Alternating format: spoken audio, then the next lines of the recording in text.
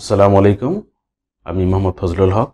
প্রিয় শিক্ষার্থী, আজকে হাজির হয়েছি আমাদের অনার্স প্রথম বর্ষের খুবই গুরুত্বপূর্ণ একটা কোশ্চেন, যে কনজুগেশন বা সংশ্লেষ কি এবং প্যারামেশিয়ামের কনজুগেশন প্রক্রিয়া বর্ণনা করো। তা আমাদের এই কোশ্চেনটা প্রায় 1 বছর পর পরই এসে থাকে। 2012 থেকে কন্টিনিউ আর কি, 12, 14, 16, 18 বরাবরই এসেছে, 20 সালেও এসেছে। এই জন্য আমাদের এটা 2022 সালের পরীক্ষার্থীদের জন্য খুব ইম্পর্টেন্ট। আমাদের কোশ্চেনটা এভাবে হয় যে কনজুগেশন বা সংশ্লেষ কি, প্যারামেশিয়ামের কনজুগেশন প্রক্রিয়া, অনেক সময় চিত্র সহ বর্ণনা করো অথবা ভাষা বর্ণনা করো। তা আমরা আজকে এই কোশ্চেনটা অনেক সুন্দরভাবে দেখার চেষ্টা করব যে কিভাবে অ্যান্সার করতে হবে এবং কতটুকু। তো প্রিয় শিক্ষার্থীরা, আমরা শুরু করি আমাদের কনজুগেশন প্রক্রিয়া কি।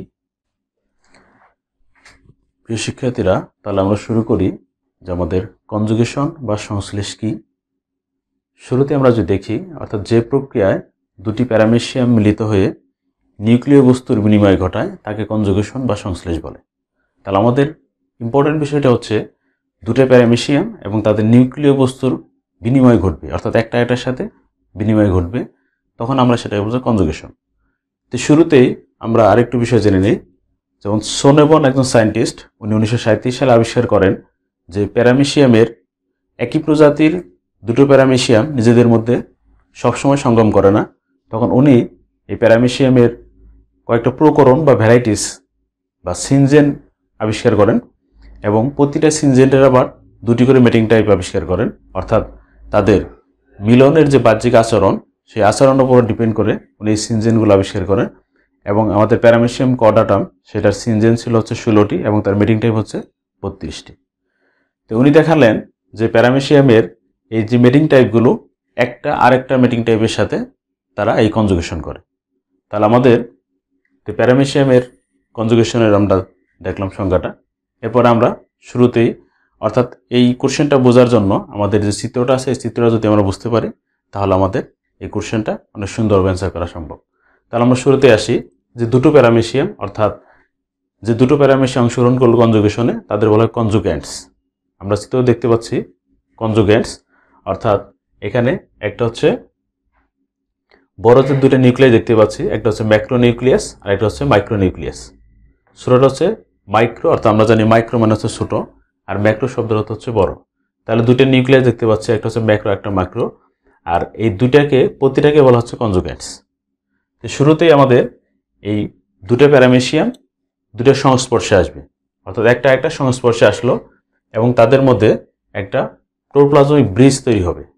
প্রোটোপ্লাজমিক ব্রিজ আমরা যদি খেয়াল করি, অর্থাৎ তাদের মৌখিক তল বরাবর, অর্থাৎ মুখ বরাবর তারা সংস্পর্শে আসবে এবং তাদের শুরুতেই তাদের পেলিকল এবং তাদের বাহ্যিক যে অর্গানগুলো ছিল এগুলো আস্তে আস্তে বিলুপ্ত হয়ে যাবে। তারপর তারা দুটো একসাথে অ্যাটাচ হয়ে যাবে এবং তারা এই অ্যাটাচ অবস্থায় তারা তাদের খাবার দাবার সব কিছু বন্ধ করে দেয়, কিন্তু তারা মুভ করতে পারে, চলাচল করতে পারে। তাহলে আমরা দেখতে পাচ্ছি যে অর্থাৎ দুইটা যখন সংস্পর্শে আসার পরেই আমাদের যে ম্যাক্রোনিউক্লিয়াসটা, এই ম্যাক্রোনিউক্লিয়াসটা একদম দড়ির মতো লম্বা হয়ে গেছে, অর্থাৎ মোটা হয়ে গেছে। এই মোটা অবস্থায় তখন এদেরকে বলা হচ্ছে স্কিন, আবার বলছে স্কিন। এবং আমাদের যে মাইক্রোনিউক্লিয়াসটা ছিল সেটা হচ্ছে মায়োটিক বিভাজনের মাধ্যমে, অর্থাৎ একটা থেকে দুটো হয়ে গেছে। তাহলে আমরা কি বুঝতে পারলাম যে আমাদের যে ম্যাক্রোনিউক্লিয়াস যেটা ছিল সেটা হচ্ছে মোটা হয়ে দড়ির মতো হয়ে যাচ্ছে, এবং যে মাইক্রোনিউক্লিয়াস যেটা ছিল অর্থাৎ ছোট যেটা, সেই মাইক্রোনিউক্লিয়াসটা আমাদের মায়োটিক প্রক্রিয়া বিভাজিত হয়ে একটা থেকে দুইটা হয়ে গেছে। পরের ধাপে আমরা যদি দেখি, অর্থাৎ আমরা কালার দিয়ে একটু বোঝানোর চেষ্টা করেছি। এটা হচ্ছে ম্যাক্রোটাকে আমরা একটু লালটে কালার দিয়েছি, আর এটাকে আমরা একটু গ্রিনিশ কালার দিয়ে বোঝানোর চেষ্টা করছি আর কি, নীল কালার আর কি, যে আমাদের ম্যাক্রো আর হচ্ছে মাইক্রোটা বোঝানোর জন্য। তাহলে আমরা পরের ধাপে দেখতে পাচ্ছি আমাদের এই যে ম্যাক্রোনিউক্লিয়াসটা ছিল, এই ম্যাক্রোনিউক্লিয়াসটা আস্তে আস্তে ডিজ্যাপার হয়ে যাবে, অর্থাৎ সে খণ্ড খণ্ড অংশে ভেঙে প্রোটোপ্লাজমে মিশে যাবে এবং সেখান থেকে সাইটোপ্লাজমের মাধ্যমে মিশে যাবে তারা। তো এই যে আমরা এখানে ডট ডট দিয়ে দেখানোর চেষ্টা করছি হচ্ছে আমাদের যে ম্যাক্রোনিউক্লিয়াসটা ছিল সেটা আস্তে আস্তে ডিজ্যাপার হয়ে যাচ্ছে, এবং আমাদের যে মাইক্রোনিউক্লিয়াস যেটা ছিল সেটা আবার দুইটা থেকে চারটা হয়ে গেছে। তাহলে আমরা বুঝতে পারলাম যে এই ধাপে যে মাইক্রোনিউক্লিয়াসটা এখান থেকে চারটা হয়ে গেল, আর ম্যাক্রো যেটা ছিল সেটা এখান থেকে ডিজ্যাপার হয়ে গেল। পরের ধাপে আমরা যদি দেখি তাহলে এখানে আমাদের কিন্তু মাইক্রোনিউক্লিয়াসটা যে 4টা আসছিল সেখান থেকে 3টে ডিসঅ্যাপিয়ার হয়ে যাচ্ছে, অর্থাৎ তারা অদৃশ্য হয়ে যাবে, বিলুপ্ত হয়ে যাবে এবং একটা টিকে থাকবে। আর ম্যাক্রোনিউক্লিয়াসটা এখানে আগেই ডিসঅ্যাপিয়ার হয়ে গেছে। এটা তাহলে এই ধাপে থাকলে আমরা হচ্ছে একটা মাইক্রোনিউক্লিয়াস টিকে থাকলো আর 3টে বিলুপ্ত হয়ে গেছে। পরের ধাপে আমরা দেখব যে এই যে একটা মাইক্রোনিউক্লিয়াস ছিল, এই মাইক্রোনিউক্লিয়াসটা একটা অসম বিভাজনের মাধ্যমে সেখান থেকে সে একটা হচ্ছে ম্যাক্রোনিউক্লিয়াস আর একটা মাইক্রোনিউক্লিয়াস, অর্থাৎ একটা করে ম্যাক্রোনিউক্লিয়াস তৈরি করলো এখানে। এবং সেই মাইক্রোনিউক্লিয়াসগুলো এবং ম্যাক্রোনিউক্লিয়াসগুলো সেটাকে যেটা হচ্ছে ছোটো, অর্থাৎ আকারে ছোটো, সেটাকে অনেকে পুরুষও বলে থাকে, অনেক বইয়ের মধ্যে আমরা দেখেছি যে এটাকে পুরুষ হিসেবে গণ্য করেছে, যে সেটাকে বলেছে মাইক্রোনিউক্লিয়াস বা সক্রিয় প্রোনিউক্লিয়াস। অর্থাৎ এখান থেকে যে নিউক্লিয়াস দুইটা তৈরি হলো এটা হচ্ছে সক্রিয় প্রোনিউক্লিয়াস ছোটোটা, আর যে বড় যেটা এটা হচ্ছে আমাদের নিষ্ক্রিয় প্রোনিউক্লিয়াস বা এটাকে অনেকে ফিমেল বলে থাকে। এটা তাহলে আমরা পেয়ে গেলাম হচ্ছে একটা হচ্ছে সক্রিয় আর এটা হচ্ছে, অর্থাৎ এটা হচ্ছে সক্রিয় আর এটা হচ্ছে আমাদের নিষ্ক্রিয়, অর্থাৎ স্টেশনারি, একটা হচ্ছে মাইগ্রেটরি। তাহলে এই দুটার মধ্যে হচ্ছে আমাদের বিনিময় হবে। আমরা ক্রস চিহ্নের মাধ্যমে দেখিয়েছি যেখানে যে লাল কালার দিয়ে, অর্থাৎ এই যে সক্রিয় প্রোনিউক্লিয়াসটা এটা ধরবে হচ্ছে এটাকে, অর্থাৎ নিষ্ক্রিয় প্রোনিউক্লিয়াসকে, আবার এই পাশেরটা ধরবে এটাকে, অর্থাৎ একটা ইন্টারচেঞ্জ বিনিময় হচ্ছে আর কি। প্রোনিউক্লিয়াস অর্থাৎ প্রোনিউক্লিয়াসের মধ্যে একটা ইন্টারচেঞ্জ বিনিময়ের মাধ্যমে আমাদের পরবর্তীতে এদের মধ্যে একটা হচ্ছে আবার সংযোগ, অর্থাৎ এই ক্রস কানেকশনের সংযোগ হওয়ার পর যে অবস্থায় এটাকে আমরা বলছি সিনক্যারিয়ন, এবং এটা হচ্ছে আমাদের 2n, অর্থাৎ ডিপ্লয়েড প্রোনিউক্লিয়াস দুটো একত্র হয়ে এখানে আমাদের সিনক্যারিয়ন তৈরি হলো। এইটা হচ্ছে আমাদের ডিপ্লয়েড।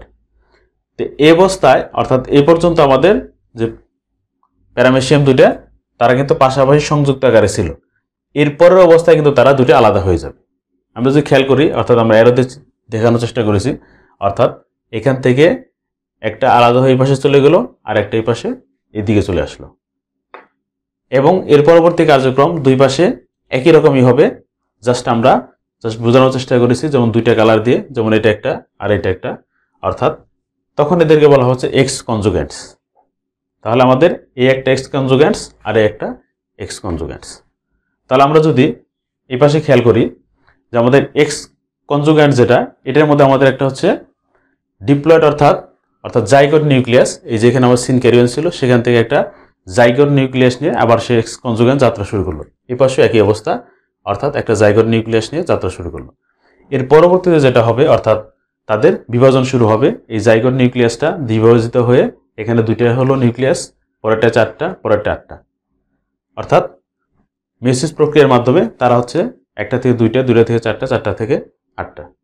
এই 8টা আসার পরে যেটা হবে, এই বিষয়টা আমাদের খেয়াল রাখতে হবে, সেটা হচ্ছে এই 4টা যে আমাদের জাইগোট নিউক্লিয়াস ছিল সেখান থেকে, অর্থাৎ এটা ম্যাক্রোনিউক্লিয়াসের অংশ, এই ম্যাক্রোনিউক্লিয়াসটা অর্থাৎ বর্ধিত হয়ে সেটা পুরোপুরি হচ্ছে আমাদের এখানে মাইক্রোনিউক্লিয়াস আকার এখানে আত্মপ্রকাশ করবে। তো আমাদের 4টা হচ্ছে ম্যাক্রোনিউক্লিয়াস আকার আত্মপ্রকাশ করলো, আর একটা হচ্ছে আমাদের মাইক্রোনিউক্লিয়াস আকারে থেকে যাবে, আর যে 3টে ছিল এই 3টে হচ্ছে আমাদের ডিসঅ্যাপিয়ার হয়ে যাবে। তাহলে আমাদের খেয়াল রাখতে হবে এখানে যে 8টা আমাদের জাইগোট নিউক্লিয়াস ছিল, সেই নিউক্লিয়াস থেকে আমাদের বর্ধিত হয়ে 4টা হচ্ছে পুরোপুরি এই ম্যাক্রোনিউক্লিয়াস আকার আত্মপ্রকাশ করলো, আর যে 4টা ছিল সেখান থেকে 3টা হচ্ছে আমাদের ডিসঅ্যাপিয়ার হয়ে যাবে, অর্থাৎ বিলুপ্ত হয়ে যাবে, আর একটা হচ্ছে মাইক্রোনিউক্লিয়াস আকারে সে হচ্ছে তার আত্মপ্রকাশ করবে। এবং এর পরের ধাপে যেটা হবে, অর্থাৎ আমাদের এই 4টা যে ম্যাক্রোনিউক্লিয়াস ছিল সে থেকে যাবে, এবং বাকি যে একটা ছিল একটা আবার দ্বিবিভাজিত হবে, অর্থাৎ আমরা দেখতেই পাচ্ছি 2 ভাগ হয়ে যাচ্ছে, দ্বিবিভাজিত হয়ে যাচ্ছে, এবং এর সাথে সাথে তার সাইটোপ্লাজমেরও 2 ভাগ হবে। এবং এই সাইটোপ্লাজমের বিন্যাসের পরে আমরা যদি খেয়াল করি দেখতে পাচ্ছি যে এখান থেকে আবার হচ্ছে আমাদের 2টা ভাগ হয়ে যাচ্ছে, অর্থাৎ এদিকে একটা আর এদিকে একটা প্যারামেসিয়াম। তাহলে এই প্যারামেসিয়ামে আবার দেখতে পাচ্ছি একটু অসম আকৃতি আর কি, অর্থাৎ এখানে ম্যাক্রোনিউক্লিয়াস হচ্ছে 2টে, আর এই যেখান থেকে মাইক্রোনিউক্লিয়াসটা 2 ভাগ হয়ে গেল, এখানে একটা, এই পাশে একটা। এরপরে ধাপে যেটা হবে আবার আমাদের যে মাইক্রোনিউক্লিয়াস যেটা, এই মাইক্রোনিউক্লিয়াসটা আবার এখানে দ্বিবিভাজিত হবে, অর্থাৎ 2 ভাগ হওয়ার পর তাহলে একটা একটা হয়ে গেল, একটা মাইক্রো একটা ম্যাক্রো, এই পাশে একটা মাইক্রো একটা ম্যাক্রো, একই প্রসেস। অর্থাৎ এই ধাপের পরবর্তীতে আমাদের অর্থাৎ এখানে আমাদের আবার দ্বিবিভাজিত হয়ে অর্থাৎ সাইটোপ্লাজমের বিভাজন হওয়ার পর একটা প্যারামেসিয়াম থেকে পরবর্তীতে আবার দুইটা প্যারামেসিয়াম তৈরি হলো এবং প্রত্যেকের হচ্ছে একটা মাইক্রোনিউক্লিয়াস আর একটা মাইক্রোনিউক্লিয়াস। এটা এ পাশে একই অবস্থা, অর্থাৎ একটা মাইক্রোনিউক্লিয়াস আর একটা ম্যাক্রোনিউক্লিয়াস, অর্থাৎ দুইটা প্যারামেসিয়াম তৈরি হলো। তাহলে এই ধাপে আমাদের হচ্ছে এই পাশ থেকে দুইটা আর এই পাশ থেকে দুইটা, টোটাল হচ্ছে আমাদের 4টা অপত্য প্যারামেসিয়াম উৎপন্ন হলো। তো একই প্রসেসে আমরা যদি এদিকে খেয়াল করি, এখানে একই অবস্থা, এক্স কনজুগেন্টস এবং তার যে জাইগোট নিউক্লিয়াস ছিল সেটা দ্বিবিভাজিত হয়ে দুইটা, তারপর 4টা, তারপর 8টা, তারপর এদিকে হচ্ছে 8টার মধ্যে 4টা বর্ধিত হয়ে কি হয়ে যায়, সে সরাসরি একদম ম্যাক্রোনিউক্লিয়াস আকারে আত্মপ্রকাশ করলো এবং এটা হচ্ছে আমাদের একটা ছিল মাইক্রোনিউক্লিয়াস আকারে আর 3টি ধাপের হয়ে গেল। পরের ধাপে এই ধাপের মতোই, অর্থাৎ 4টা ঠিক আছে, আমাদের মাইক্রোনিউক্লিয়াস এটা দ্বিবিভাজিত হবে, দুই ভাগ হয়ে তাদের সাইটোপ্লাজমের বিভাজন হবে, অর্থাৎ একটা থেকে দুইটা হয়ে যাবে, এপাশে একটা এপাশে একটা, এবং সেক্ষেত্রে আমাদের মাইক্রোনিউক্লিয়াস ছিল একটা, এটা আবার দ্বিবিভাজন হবে, অর্থাৎ দুই পাশে এই যে একটা একটা এপাশে একটা, এবং এই মাইক্রোনিউক্লিয়াসটা দুই ভাগ হওয়ার পর আবার তাদের সাইটোপ্লাজমের দ্বিবিভাজিত হবে, অর্থাৎ একটা থেকে আবার দুইটা হবে, অর্থাৎ একটা মাইক্রোনিউক্লিয়াস, একটা মাইক্রো, একটা ম্যাক্রো, এপাশে একটা মাইক্রো, একটা ম্যাক্রো, এটা হচ্ছে মাইক্রো, এটা ম্যাক্রো, অর্থাৎ একটা থেকে আবার দুইটা, এপাশে একটা থেকে দুইটা, অর্থাৎ টোটাল আমাদের 4টা অপত্য প্যারামেসিয়াম তৈরি হলো। তাহলে আমরা যদি খেয়াল করি, আমাদের টোটাল প্রক্রিয়াতে এপাশ থেকে 4টা আর এপাশ থেকে 4টা, অর্থাৎ টোটাল হচ্ছে আমাদের 8টা অপত্য প্যারামেসিয়াম তৈরি হলো। তাহলে আমাদের এই কনজুগেশন প্রক্রিয়ায় টোটাল প্রসেসে একটা ধাপ সম্পন্ন করার পর আমরা দেখতে পাচ্ছি হচ্ছে 8টা অপত্য প্যারামেসিয়াম তৈরি হচ্ছে। তাহলে আমরা বুঝতে পারলাম যে আমাদের প্যারামেসিয়ামের কনজুগেশন প্রক্রিয়াটা কীভাবে হচ্ছে। এখন অনেক সময় কোশ্চেন আসে আমাদের প্যারামেসিয়ামের কনজুগেশনের গুরুত্বটা কি, মানে কেন এটা দরকার, সেটা যদি আমরা খেয়াল করি তাহলে আমরা এই ছোটো করে দেখানোর চেষ্টা করেছি, অর্থাৎ পুনর্যৌবন লাভ, নিউক্লিয়ার পুনর্বিন্যাস এবং বংশীয় প্রকরণ। কীরকম, যেমন আমরা জানি প্যারামেসিয়ামের যে তাদের কনজুগেশন ছাড়াও দ্বিবিভাজন প্রক্রিয়া তাদের অযৌন প্রজনন সম্পন্ন হয়ে থাকে। তো সেই প্রক্রিয়ার মাধ্যমে দেখা যায় বারবার দ্বিবিভাজনের পরবর্তীতে তাদের যে একটা একঘেয়েমিতে চলে আসে, অর্থাৎ একই ধরনের বৈশিষ্ট্য তারা লাভ করে। কিন্তু আমাদের এই কনজুগেশনের ফলে দেখা যায় যে তাদের নতুন করে আমাদের একদম নতুন 4টা এবং এদিকে 4টা 8টা প্যারামেসিয়াম তৈরি হচ্ছে, অর্থাৎ তারা পুনর্যৌবন লাভ করে, অর্থাৎ নতুন একদম বৈশিষ্ট্যের সম্পূর্ণভাবে একদম ইয়ং এবং যৌবনপ্রাপ্ত প্যারামেসিয়াম তৈরি হচ্ছে। আর নিউক্লিয়ার পুনর্বিন্যাস, অর্থাৎ আমরা দেখতেই পাচ্ছি যে আমাদের নিউক্লিয়াসের যে পুনর্বিন্যাস, অর্থাৎ একবার মাইক্রোনিউক্লিয়াস ম্যাক্রোনিউক্লিয়াস দুইটার যে ইন্টারচেঞ্জ হচ্ছে, তারপর আবার এখানে এই যে পুনর্বিন্যাসগুলো হচ্ছে, অর্থাৎ একটার সাথে এক স্থানান্তর, এই কারণে আমাদের এই প্যারামেসিয়ামের মধ্যে একটা নতুনত্ব লাভ করে, নিউক্লিয়াসের মধ্যে একটা পুনর্বিন্যাসের সঞ্চার হয়। তারপর সর্বশেষ যেটা খুব ইম্পর্টেন্ট, অর্থাৎ বংশগতীয় প্রকরণ, অর্থাৎ বংশীয় প্রকরণ যেটা, অর্থাৎ যখন আমাদের প্যারামেসিয়ামের দুটো ভিন্ন এই যে মেটিং টাইপের মধ্যে কনজুগেশনটা হচ্ছে, তখন তাদের মধ্যে বংশগতির ধারাটা অব্যাহত থাকতেছে, অর্থাৎ নতুন ধরনের আমাদের প্রকরণ আসতেছে এবং তাদের প্রজাতিকে টিকিয়ে রাখার জন্য একটা বৈশিষ্ট্য তারা লাভ করতেছে, যে কারণে আমাদের বংশীয় প্রকরণ বা ভেরিয়েশন আসতেছে এর মধ্যে। তাহলে আমরা আমাদের কনজুগেশন প্রক্রিয়ার কোশ্চেনটা যদি আসে, তাহলে আমরা এইভাবে যে চিত্রগুলো এগুলো বর্ণনা করলাম, এই বর্ণনাগুলো লিখলেই হবে, আর তার সাথে যদি গুরুত্ব আসে তাহলে আমাদের এই 3টে গুরুত্ব একটু লিখলেই হবে। তাহলে প্রিয় শিক্ষার্থী, আমরা আজকে দেখলাম যে কনজুগেশন প্রক্রিয়া, কনজুগেশন বা সংশ্লেষ কী এবং প্যারামেসিয়ামের কনজুগেশন প্রক্রিয়া কীভাবে সম্পন্ন হয়। তো আমাদের এই ক্লাসটা যদি ভালো লেগে থাকে তাহলে অবশ্যই আমাদের সাথে থাকার জন্য আহ্বান জানাচ্ছি, এবং আমাদের এই চ্যানেলে যেহেতু নতুন, আমাদের এই চ্যানেলে সাবস্ক্রাইব করে সাথে থাকার জন্য সবাইকে আহ্বান জানাচ্ছি। ধন্যবাদ সবাইকে। আসসালামু আলাইকুম।